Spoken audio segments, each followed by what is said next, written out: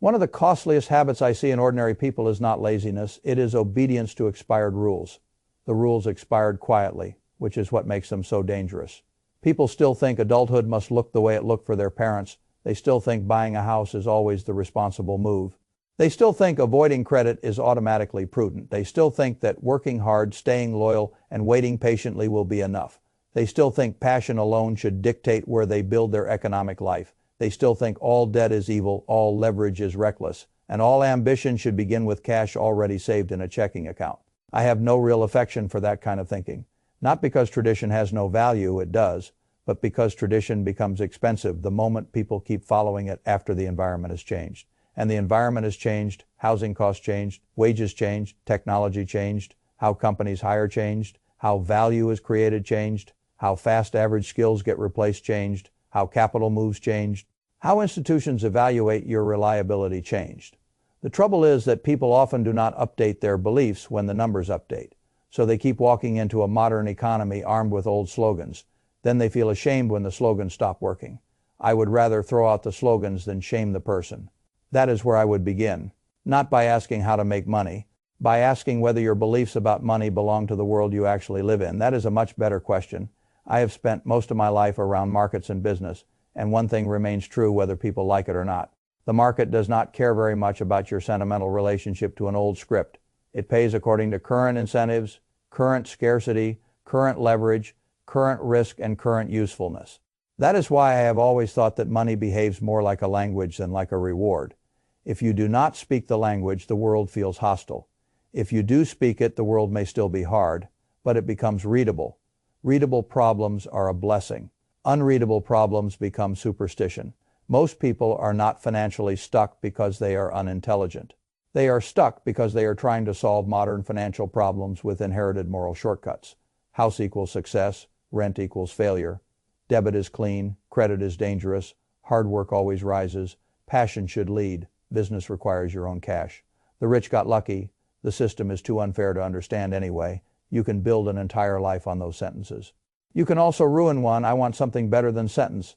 Level morality, I want mechanics. What does the house actually cost relative to wages, taxes, flexibility, maintenance, and alternative uses of capital? What does renting preserve that ownership might destroy in the wrong context? What does a credit card build when used with discipline? What does hard work produce if it is not attached to leverage or value creation? What is the market rewarding now? Not 25 years ago. What does a business actually need to begin, and which parts require capital versus courage, structure, and access? These are adult questions. They are far more useful than repeating old scripts with greater sincerity. Take housing. I have never understood why people are so eager to make it a morality play. The house is not a halo. It is an economic decision. Sometimes it is a very good one. Sometimes it is a terrible one. Sometimes renting while keeping flexibility and investing the difference is vastly superior to buying the wrong property at the wrong price, because older relatives think that is what a serious life is supposed to look like. Sometimes ownership is exactly right. Sometimes it is mostly identity with a mortgage attached. Fay Felicite, Fay turn 21 file, 1 Fay turn 21 file, 9 Fay. The point is not to become ideological. The point is to become literate.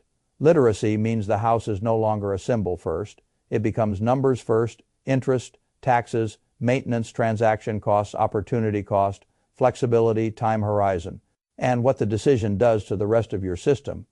That is how a grown-up thinks. The same is true of credit. I have watched a strange thing happen over the years. People are taught to fear credit with a kind of theatrical purity. They think staying away from credit cards proves discipline. What it often proves is only unfamiliarity. A debit card is direct enough, yes, but it builds nothing. A credit card, used sloppily, is destructive.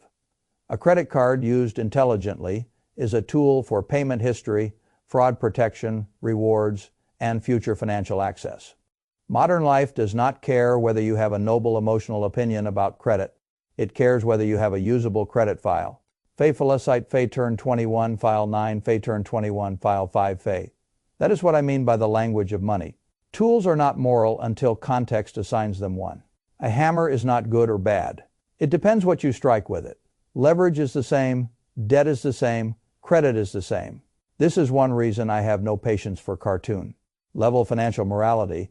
People say all debt is bad. Fine. Then they fail to understand why companies use leverage intelligently, why real estate is often financed, why structured debt attached to productive assets behaves differently from debt attached to consumption, and why Buffett himself could understand leverage at a corporate level without living like a fool. Personally, good debt expands productive capacity. Bad debt rents feelings from the future. That is the distinction that matters. Fay file a site, Fay turn 21 file 1 Fay, and because people fail to learn that distinction, they remain timid in profitable places and reckless in dangerous ones. That is a costly combination. The old world also taught people that effort alone would sort things out. Work hard, be reliable, stay loyal. Eventually the income will reflect it. I wish that were more true than it is. Effort matters. But effort is not enough. If effort were enough, the most exhausted people in society would be the richest. We both know that is not how the world works. The world pays for value, leverage, scarcity, trust, judgment, ownership, and systems. Hard work that is not connected to those things can still produce a paycheck. It does not automatically produce wealth. Fay felicite Fay turn 21 file 1 Fay turn 20 file 0 Fay. That is why one of the most important questions a person can ask at work is this: how exactly do I make this company money? A remarkable number of people cannot answer that clearly. They know they are busy, they know they are stressed, they know they are useful in a vague social sense, but they do not know where value is created, what the bottleneck is, what pain they remove, or how the economics of their own role fit into the larger machine. Until they do, their negotiating power stays weaker than it needs to be. Once they do, the room changes. Compensation is no longer a mystery, career movement is no longer random, they can see the game more clearly. Fay felicite Fay turn 20 file 0 Fay, and once you see the game, you also stop romanticizing the wrong things. You stop worshiping glamorous work just because it sounds impressive. You stop assuming boring work is inferior. You stop thinking passion is the whole map. I have always found it amusing that boring industries are often where some of the strongest economics live. Storage, waste, maintenance, industrial services, logistics, back-end software, dull operations that solve real problems without demanding applause. The glamorous rooms attract crowds and ego. The boring rooms often contain margin. The market does not care whether your business sounds exciting over drinks. It cares whether the economics are sound. Fay felicite Fay turn 20 file 0 Fay. This is one of the most useful updates a modern person can make to his worldview. Stop asking what sounds exciting. Ask what works. That is not a call to become dead inside. Quite the opposite. Some people need to stop following passion and start learning a game they can love because the economics make sense. That is a much sturdier foundation. Passion can emerge from competence, leverage, and understanding. It does not have to be the first feeling in the room. A hobby may remain a hobby. A value-rich business or skill may become fascinating once you understand how the pieces fit and where the money actually moves. Fay felicite Fay turn 20 file 0 Fay. The same confusion appears in entrepreneurship. People say they want to start a business, but they do not have the money. Sometimes that is true, sometimes it is only a lack of fluency speaking. The world is full of funding structures, grants, SBA pathways, private capital, revenue, based arrangements, partnerships, lines of credit, and institutions that exist precisely because businesses are not always launched with personal cash alone. The rich understand access, the amateur fixates only on what is already sitting in his own account. Fay felicite Fay turn 20 file 0 Fay. That is a major difference. The amateur says, I need money first. The operator says, what structure gets this funded with acceptable risk? Notice how often this comes back to the same theme. Learn the language. Then the options become visible. This is why I dislike pride in ignorance. Some people almost wear financial innocence like a moral achievement. They say they do not want to mess with credit, loans, investors, or complicated structures.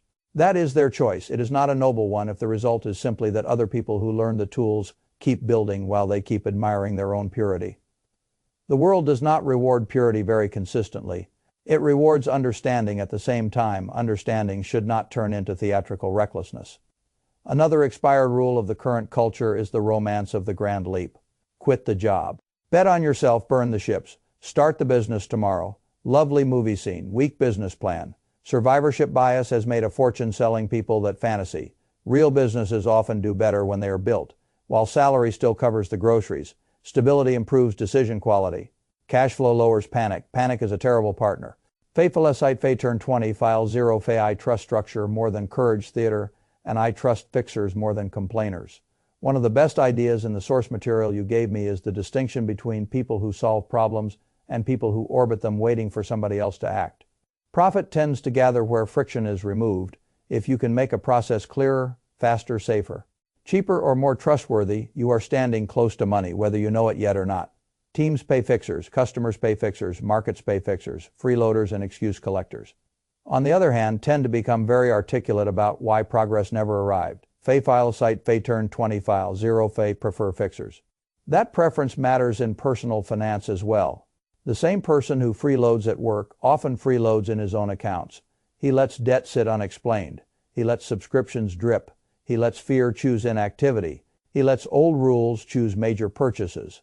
He blames the system in large philosophical terms while refusing to look at the small, practical decisions inside his own control. That is not realism. That is surrender with vocabulary.